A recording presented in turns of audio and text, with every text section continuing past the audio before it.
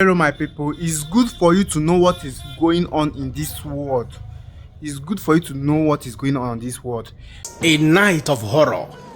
You can call it a night of firepower because it was that night where both the Islamic Republic of Iran and Israel were busy exchanging firepower. Ballistic missiles, drone attacks. Iran was launching ballistic missile, this time strategically launching their ballistic missile from the western part of Iran in order to reduce the time of flight of their ballistic missile, which according to experts will now move immediately from western part of Iran and enters into the airspace of both Iraq and Syria, and within 10 minutes it will be landing inside of Israel to hit their target. While the Israeli Defense Force were equally busy hammering on the Islamic Republic of Iran Air Force defense system. I can tell you it was a very intense, night for both nations, because in the end, Israeli Defense Force was able to hit about 15 targets in Iran. And as always, I'm sorry for pro-Iranians. Iran will always be firing missiles indiscriminately. Many a times you can say that Iran does not always have a very, magnified, tangible military target to fire their missiles. Their missiles in most cases will always land on civilian areas and all of that, apart from their usual United States of American air bases within the Gulf. Other than that, if you look at antecedent, which I'm going to explain to all of you in this very section, but before we get into that very details, let's get a little bit into the background. What propelled both nations to begin to exchange missiles and drones once again since after the ceasefire from April?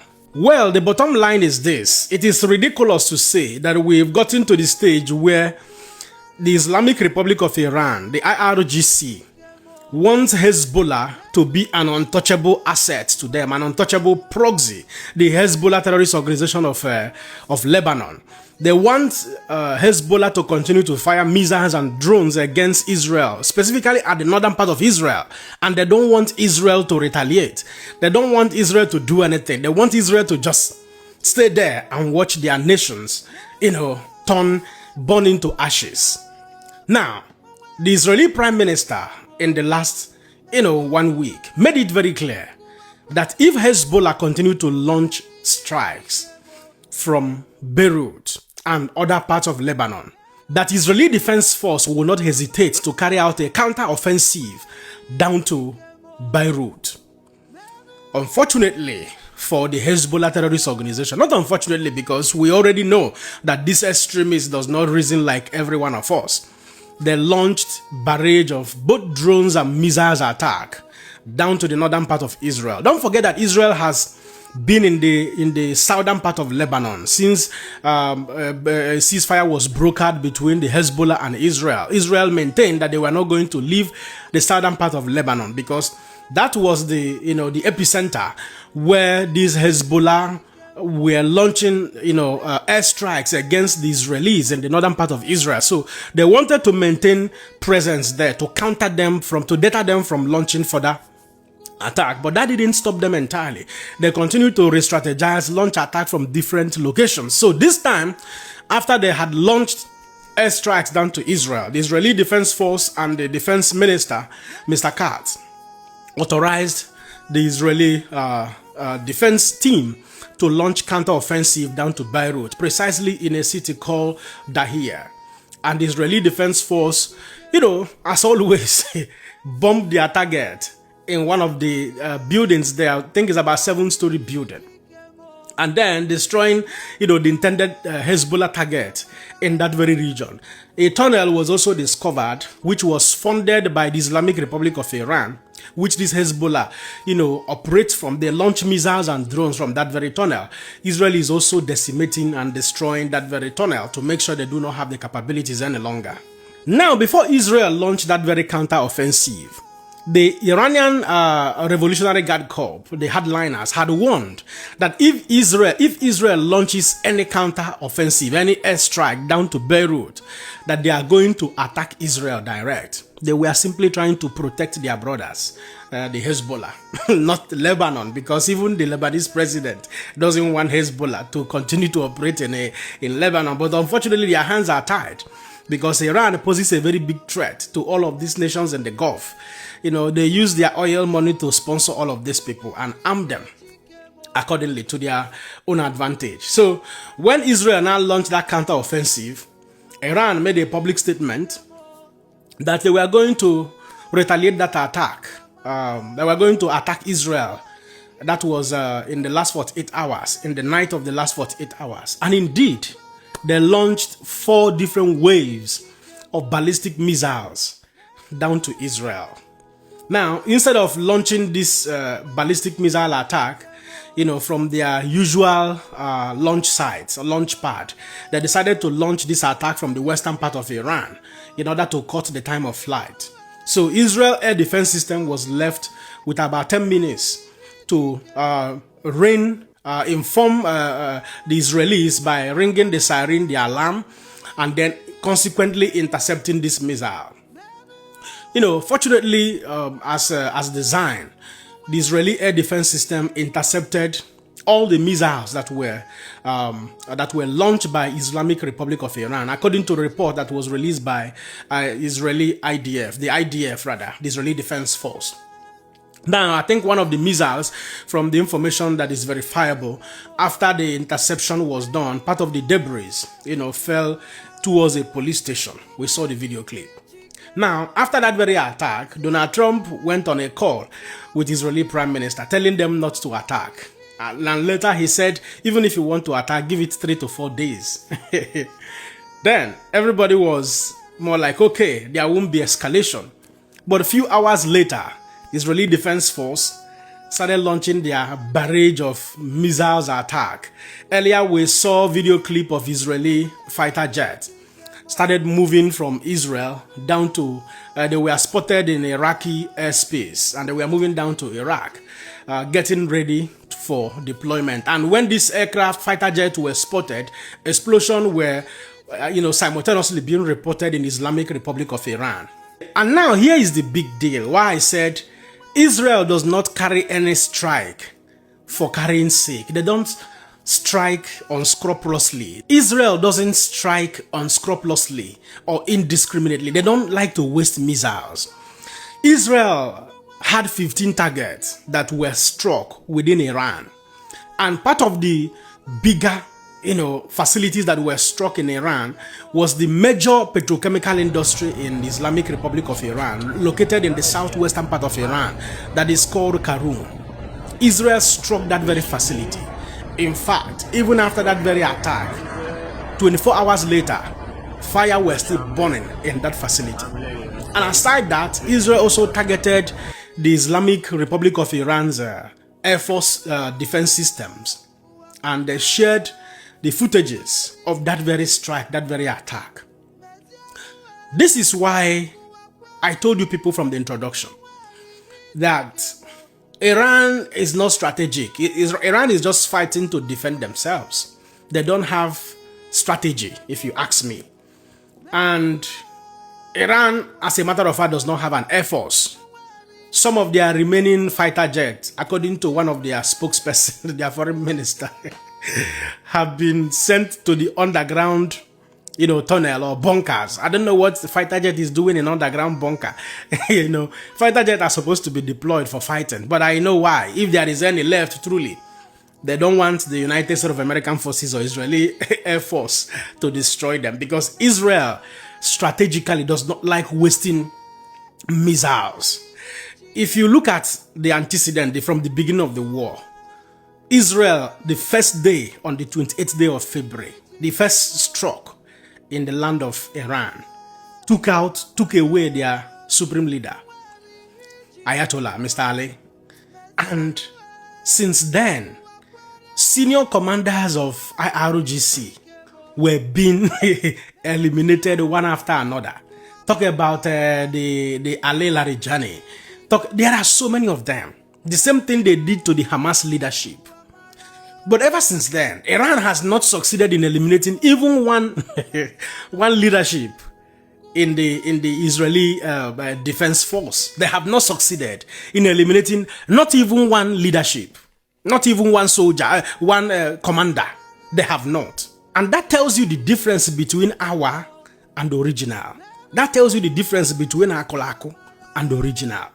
That tells you the difference between German or American made or Israeli made and China made. Because according to when the United States of American forces destroyed most of the Iran air defense system, their foreign minister, I think, or one of their commanders said it was a decoy. It was a Chinese air defense system that were destroyed. So I wonder why they made that very publication then, that it was a Chinese, not the locally manufactured air defense system by the Islamic Republic of Iran. But most importantly, the point I'm trying to raise here is that I give my scoring in this war with respect to accomplishment, targets, and all of that.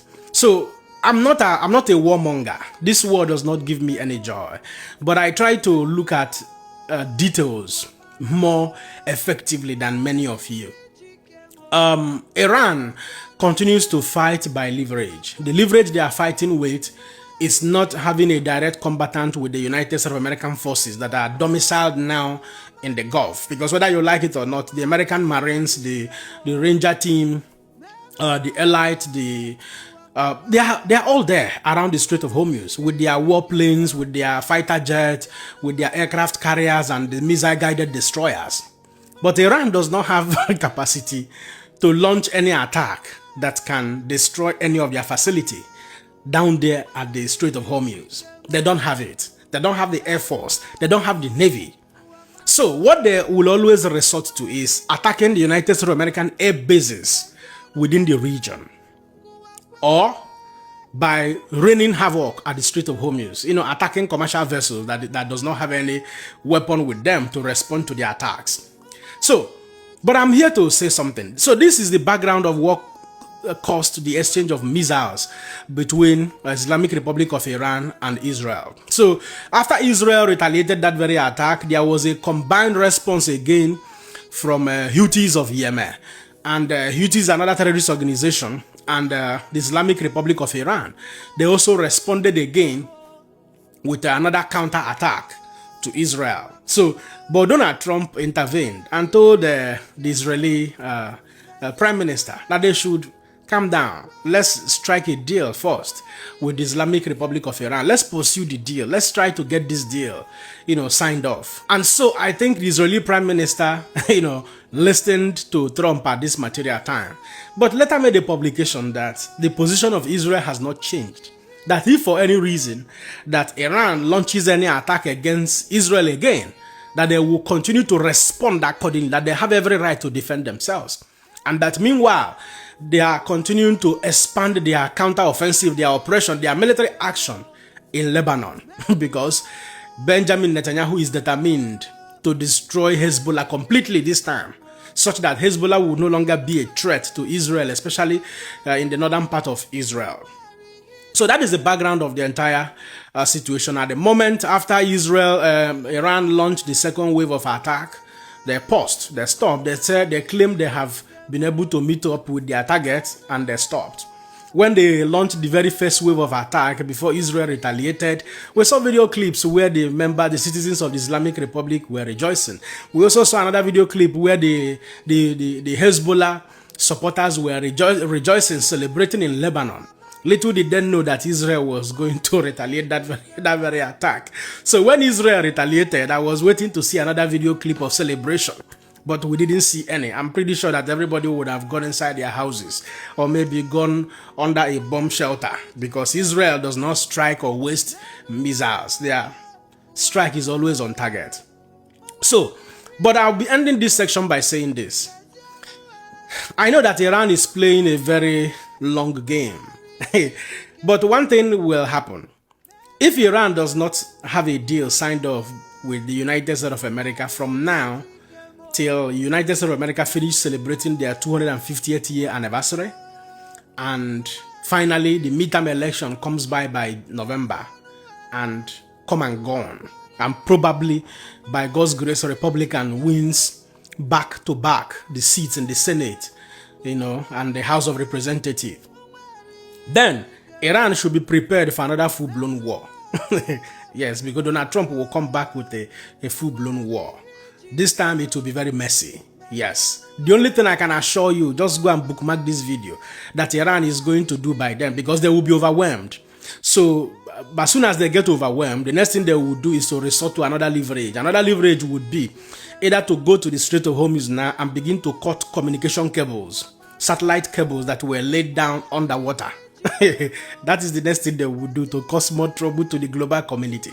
Because I can tell you, while closing my eyes, that they don't have the capacity to fight and withstand Israel and United States of America. I keep saying it, the only thing that has saved Iran is geography.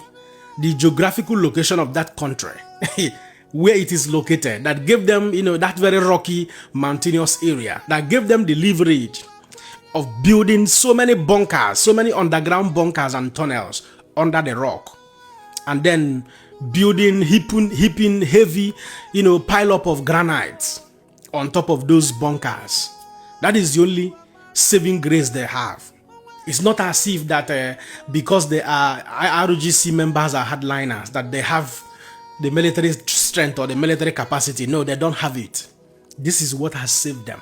If not because their missile storage facilities were built and dug underground.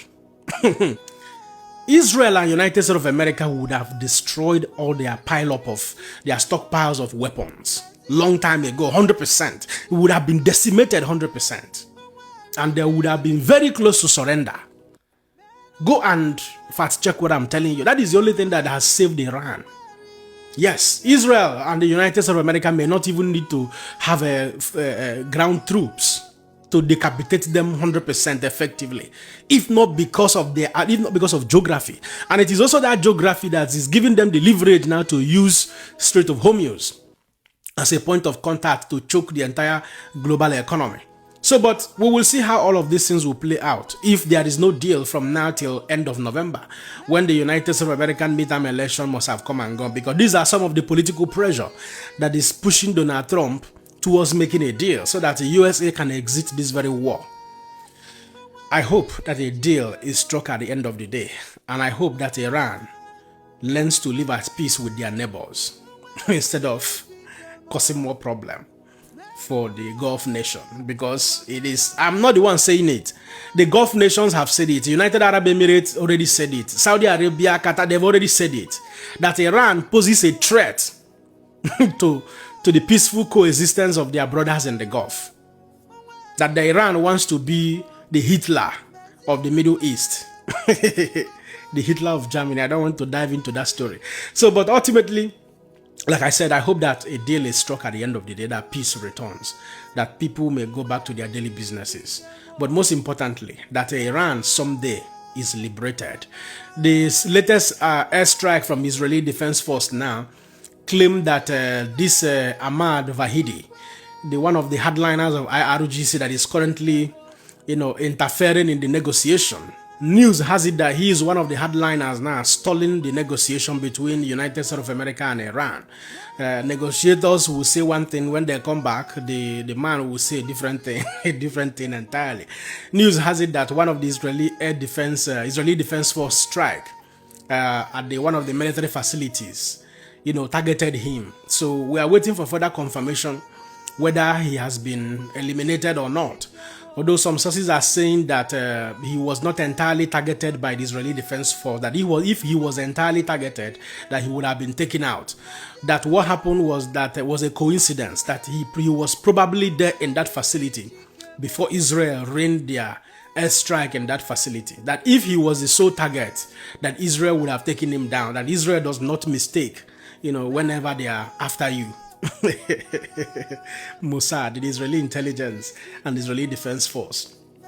These guys something else. But anyways, that is a summary of what has happened. We hope that peace is restored. We know that Iran later started launching an attack at the Kurdish forces across the border in Iraq, targeting also some of the United States of American air bases there, some of the United States of American bases there. So, but that message or that very attack still needs more visibility and confirmation from the CENTCOM. That is why I'm not deep diving into that at the moment. So we hope that things dies down and normalcy returns, like I said from the beginning. And at this point, I'll allow you guys to be the judge. Don't forget to let me know what you think in the comment section and share this video. Man, another person, Siam. God bless you.